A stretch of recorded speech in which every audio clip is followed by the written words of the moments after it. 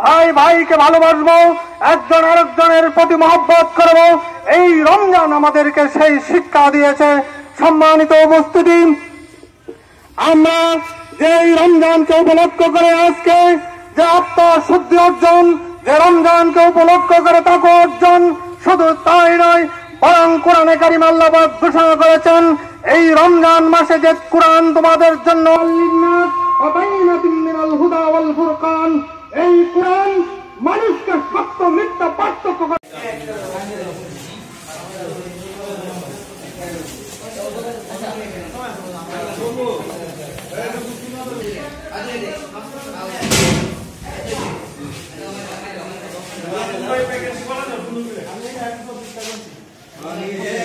চব্বিশটা